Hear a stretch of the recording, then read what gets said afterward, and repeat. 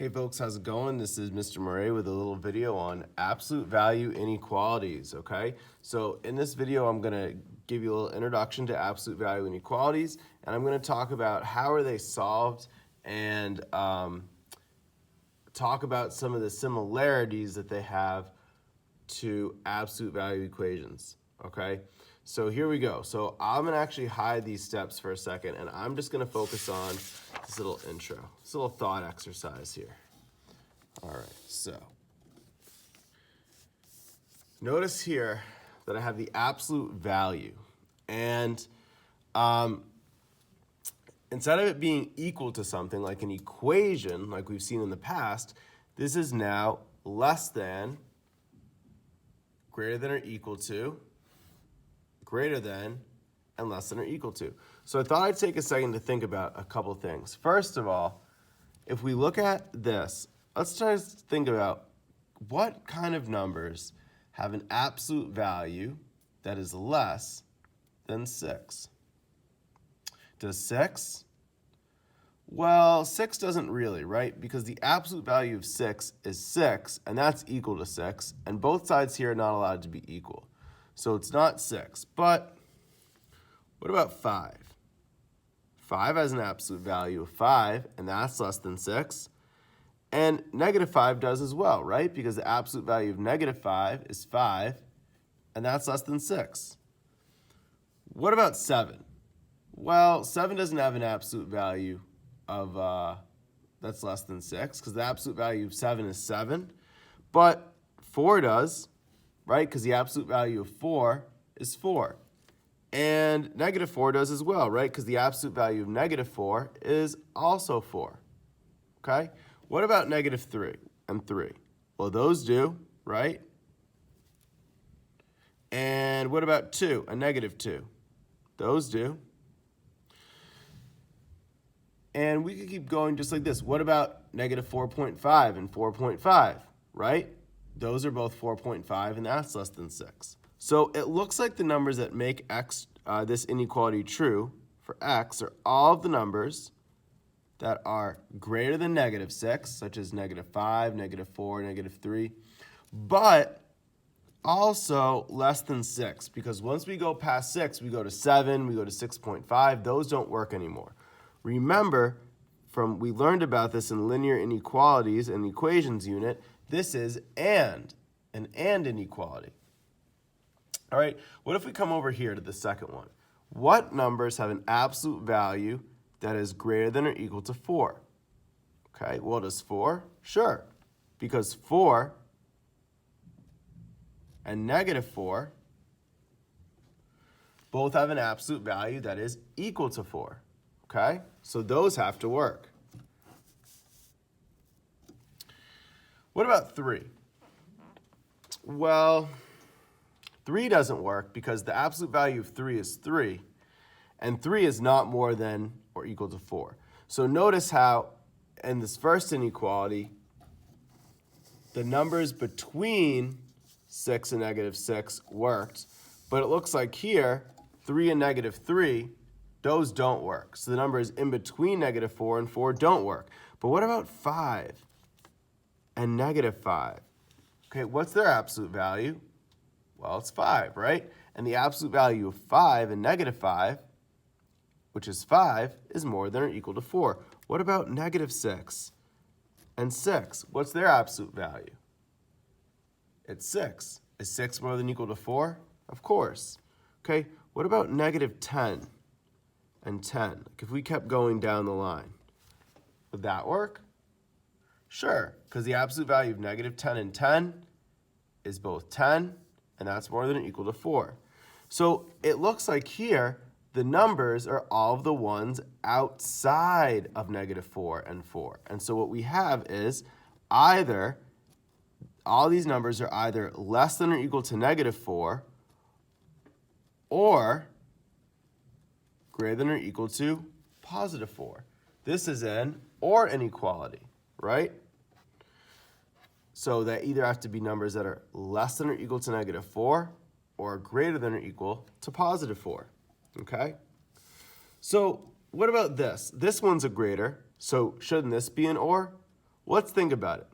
What numbers have an absolute value that is greater than -3?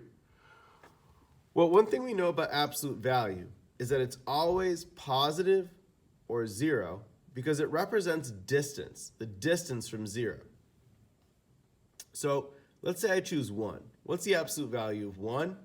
Well, it's 1. Is 1 more than -3? Of course. And -1 is also going to work because -1 has the same absolute value as +1, right? What about 6 and -6? Those work, right? Because those both have an absolute value greater than -3. What about 0? Is the absolute value of 0 more than -3? Of course. So, really quick, think in your head. What's your favorite number in the whole world? Is that absolute value, or is the absolute value of that number more than -3? It should be, right? Whether you chose 5, 6, -3, -4.5, 18, 7 halves, all of those absolute values are going to be positive or 0. So the answer here is actually all real numbers, okay? All real numbers. And sometimes we use R with a double line to signify all real numbers. I'll let you say either one. The other way we could talk about this is -infinity to infinity, because that also means all real numbers, okay? How about this last one? We have x, the absolute value of x is less than or equal to -2. So let's take a look here. What numbers have absolute value that is less than or equal to -2? Well, let's choose one. What about 5? The absolute value of 5 is 5. Is 5 less than or equal to -2? Definitely not. What about -5? Because look, -5 is less than -2 ordinarily. Is that going to work? No, right? Because the absolute value of -5 is 5 because -5 is 5 away from 0. So that's not going to work either. So -5's out. How about 0? We know that's not going to work. What about -2? Is the absolute value of because those are equal, right? What's the absolute value of -2? That's 2, okay? Now think about it. The absolute value has to be what kind of number in here? Once you do it, it's either going to be 0 or it's going to be positive, which means the absolute value of a number we know from equations can never be negative, and if it can't be negative, it can't be less than a negative either. So this is going to have no solution, okay? And sometimes when something has no solution, we do this circle with a line through it. The circle with a line through it means no solution.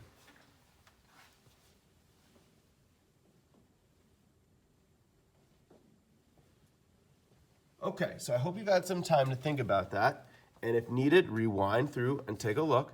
Now I'm going to talk to you about the steps that we take to solve an absolute value inequality.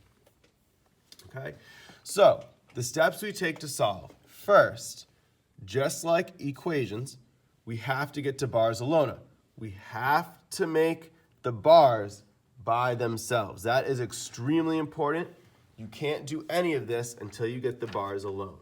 Here's the one difference. Remember that with an inequality, and we talked about this extensively, and this should have been discussed in middle school. If it wasn't, you have to come in and get extra help on this. You have to remember that whenever you multiply or divide by a negative number, you got to flip the sign. Here's two examples. What if I do 3 times the absolute value of p is less than 7, okay? So I'm going to get the bars alone, and here that means dividing by 3, dividing by 3.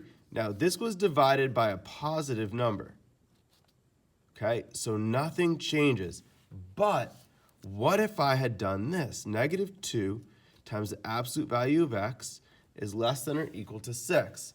In this case, you have to divide by -2 on both sides to get the bars alone. And when you divide by -2, the sign has to change direction, and it goes to -3.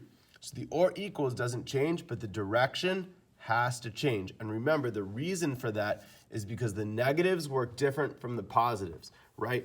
-6 is less than -3, but +6 is greater than -3. So by inserting the negative sign, you change what it means to be greater than or less than. It works exactly the opposite. So that's the biggest mistake people make when working with inequalities in general, forgetting to flip the sign.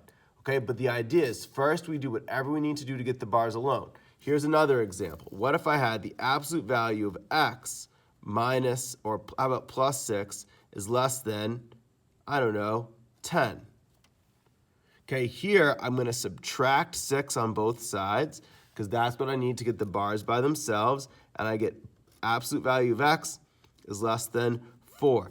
Direction stays the same because we didn't multiply or divide, we added or subtracted, okay? So that's what I mean by getting the bars alone. Do whatever you got to do to make it so you just have the bars on one side, an inequality, and a number on the other side. But remember, don't ever touch anything inside the bars. That's a force field. You can't touch that, okay? And we'll see some more examples solved out in detail in a minute, okay? So we get the bars alone. Now we analyze the solutions. This is exactly the same idea as with absolute value equations. It's just a little bit different in that what the solutions actually are. So if we have greater than, if the little sign is eating the bars, pointing towards the bars, we're going to have an or inequality, right? Just like with more than or equal to -4, it was eating the bars. If it's going away from the bars, and it doesn't matter, by the way, if it's greater than or equal to, or just greater than, or less than or equal to just less than, you're going to get an and inequality, okay? So remember, when we had this going away from the bars, it was an and inequality, okay? Now, that's if it's a positive number. If it's a negative number, it works a little different, okay?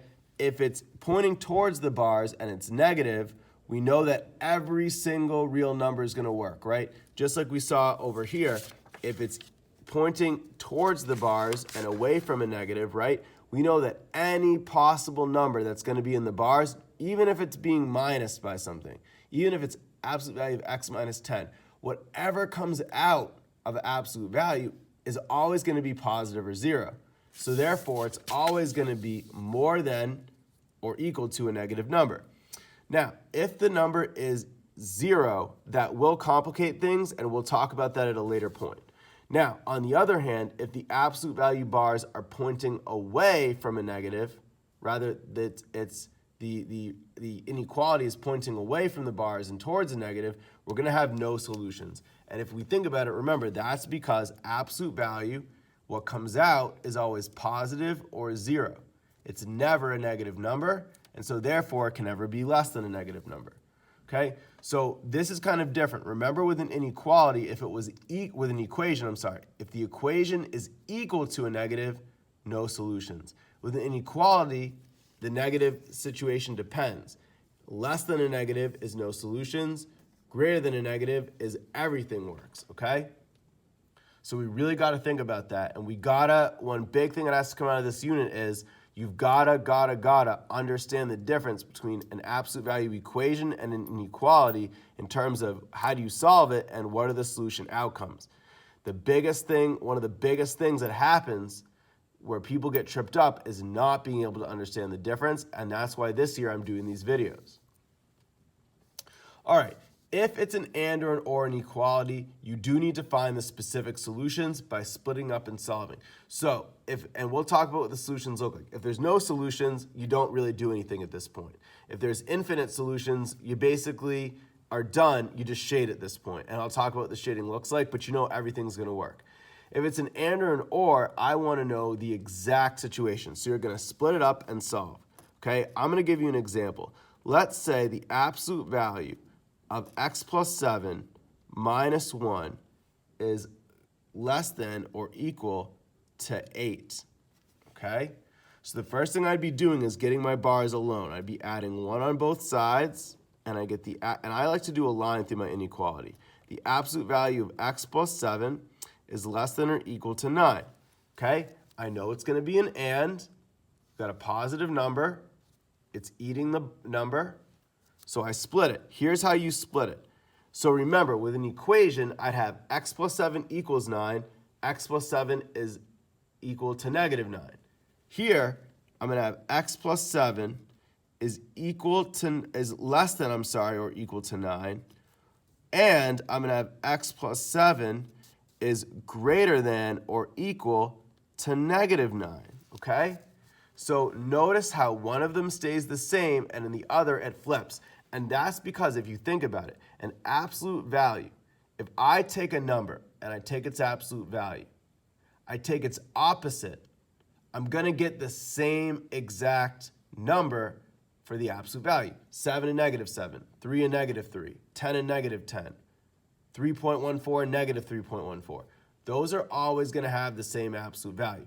But again, going back, if we think about this here, well, what made this true?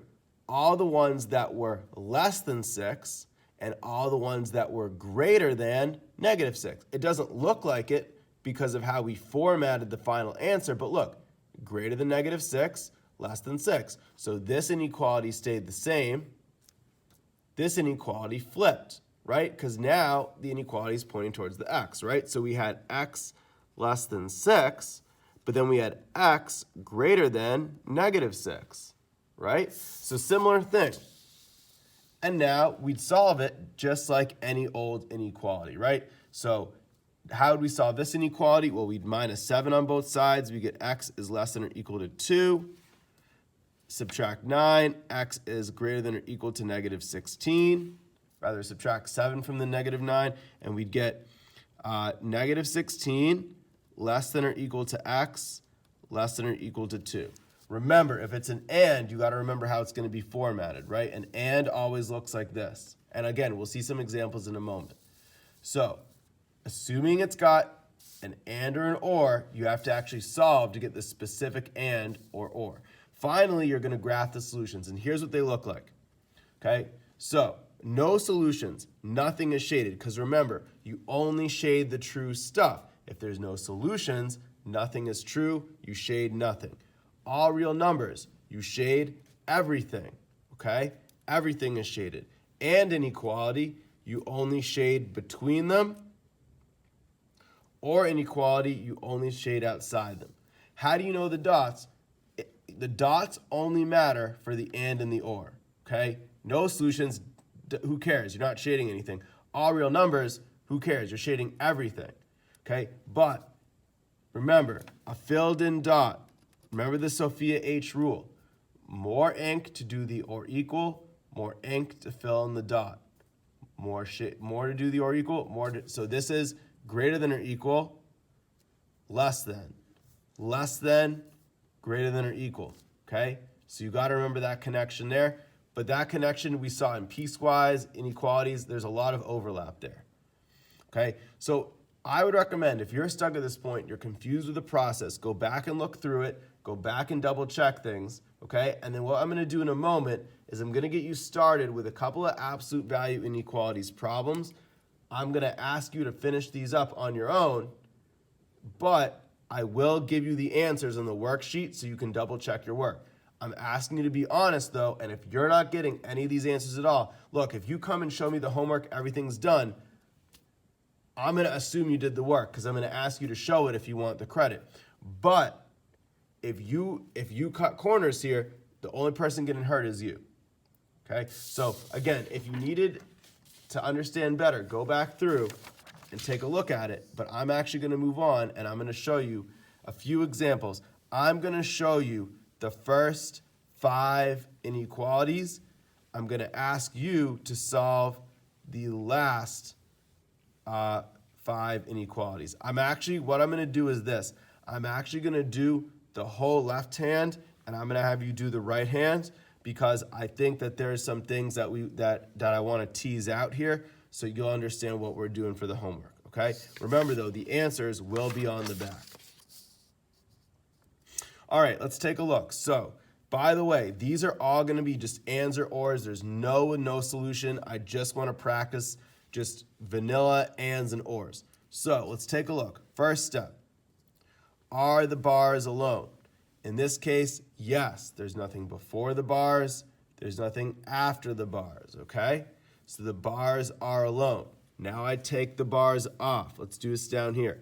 Either n over 4 is less than or equal to 3, or n over 4 is greater than or equal to negative 3. Now remember, based on our rules, it's pointing away from the bar, from the number. It's pointing away from the bar and towards the number. This is an and, okay? This one is pointing towards the bar and away from the number. This is an or, but only because the bars are alone. So let's take a look. Now what do? I multiply by 4. I multiply by 4. I get n is less than or equal to 12. Okay?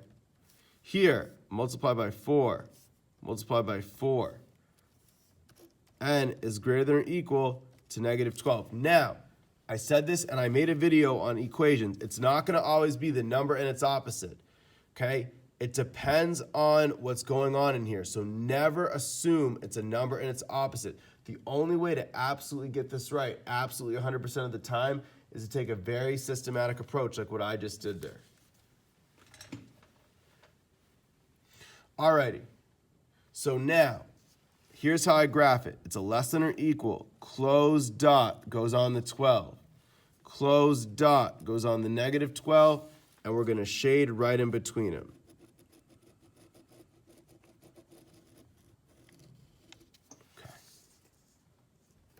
The or inequality. Let's take a look at the second one. So first, are the bars alone? Yes, the bars are alone, nothing before or after the bars. So I'm going to take off the bars. So n over 6 is more than 5. And I know it's an or because remember, it's eating the bars. So I know it's going to be or, and this is something you need to know how to do. This is something like, look, I don't like to do a lot of memorization, but you need to know this. N over 6 is less than or equal to negative 5, okay? So now I multiply by 6, multiply by 6, n is greater than or equal to 30. And we could use n, we could use x. I guess I just got carried away from the last one. So if you want, we could change this to x. Doesn't really matter what letter you use. And now I'm going to multiply this by 6 and this by 6. I get x is less than or equal to negative 30.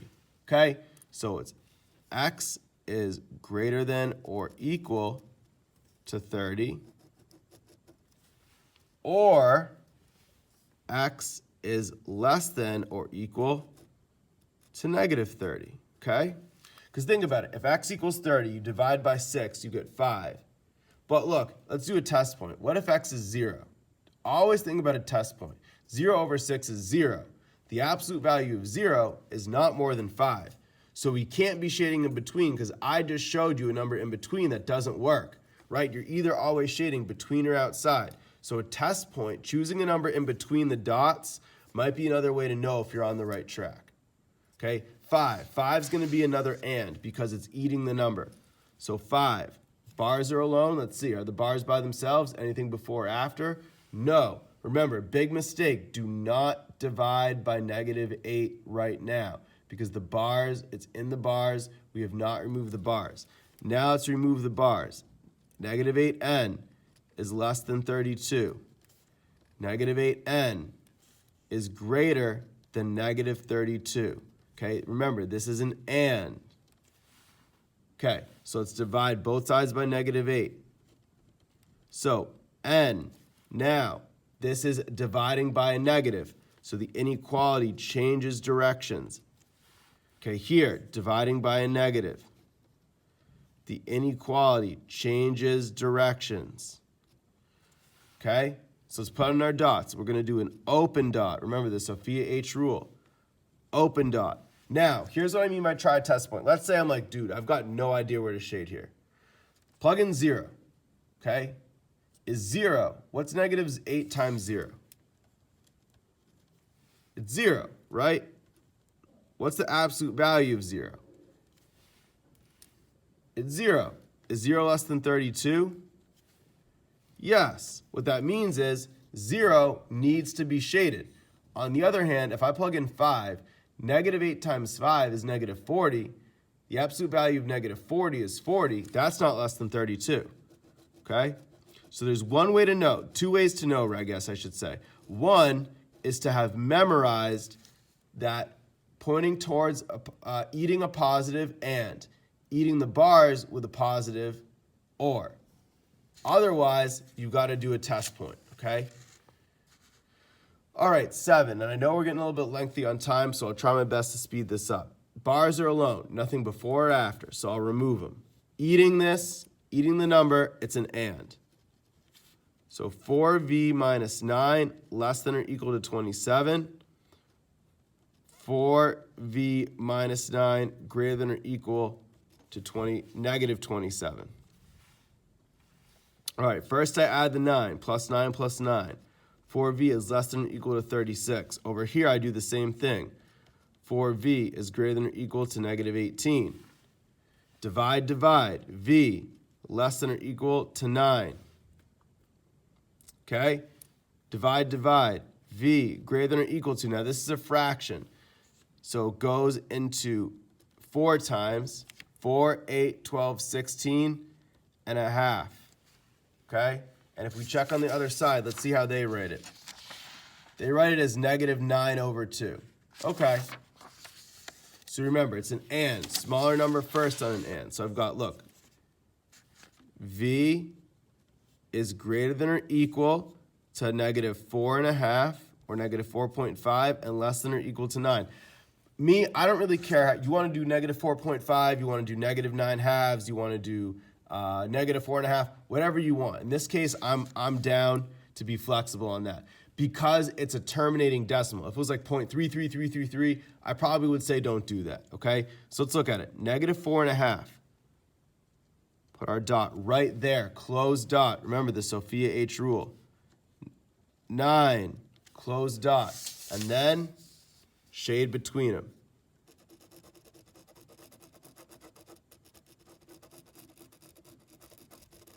And again, notice if I plug in 0, 4 times 0 is 0. 0 minus 9 is negative 9. Absolute value of negative 9 is 9. 9 is less than or equal to 27.